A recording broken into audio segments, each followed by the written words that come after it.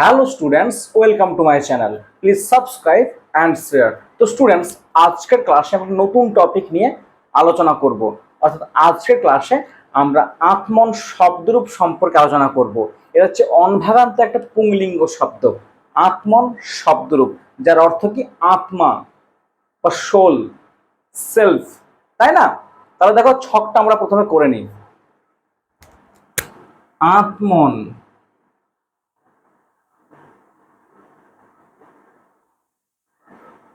শব্দরূপ, যার অর্থ হচ্ছে আত্মা, তাই না? এখানে ছকটা দেখো,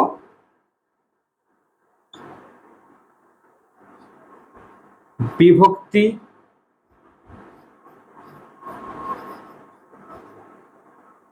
বচন, তাই না? বচন তিন প্রকার: এক বচন, দ্বিবচন,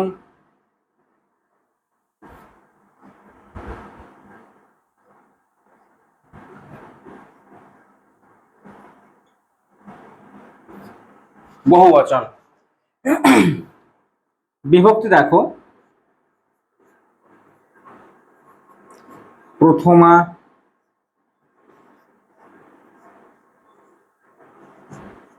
দ্বিতীয়া,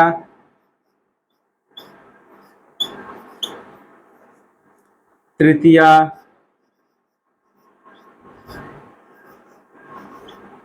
চতুর্থী,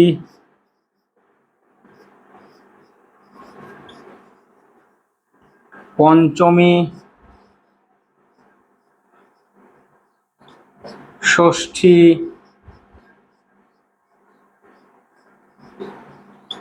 সপ্তমী,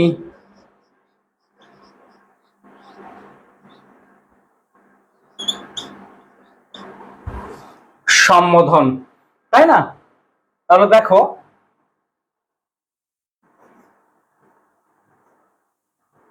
আত্মা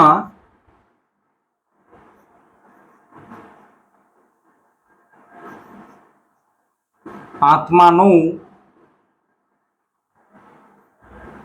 আত্মানহ,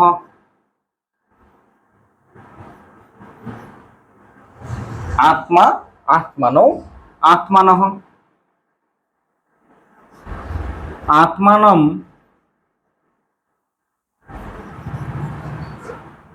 আত্মানৌ,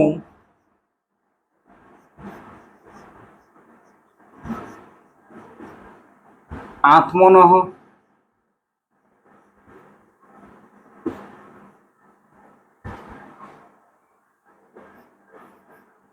আত্মনা,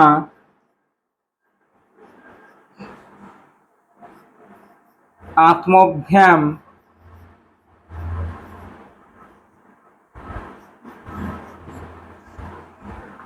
আত্মভিঃ,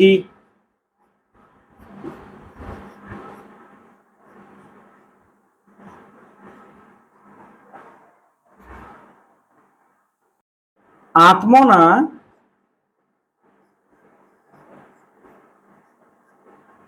আত্মভ্যাম,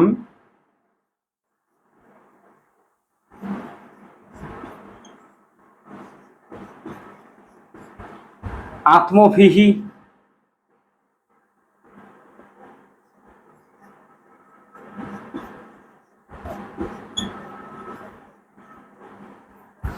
আত্মনে,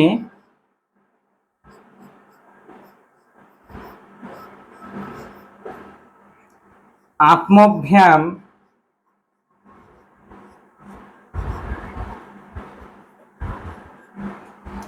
আত্মভ্যঃ,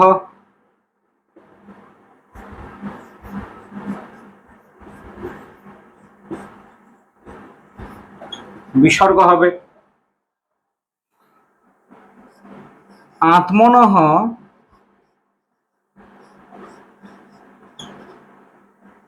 আত্মভ্যাম,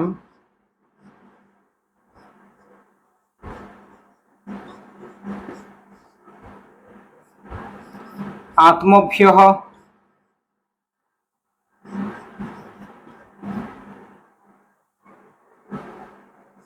আত্মনঃ,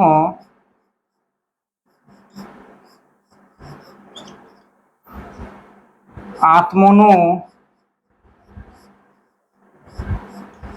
আত্মনহ বিসর্গ হবে আত্মনহ আত্মনহ আত্মনাম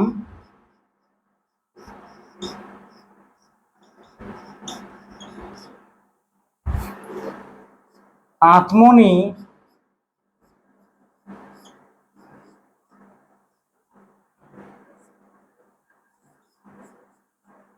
আত্মনহ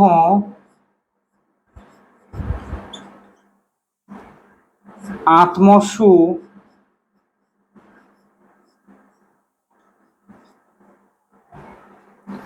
আত্মন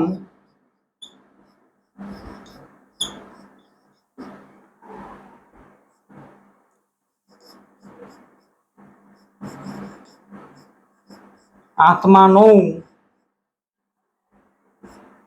আত্মানহ।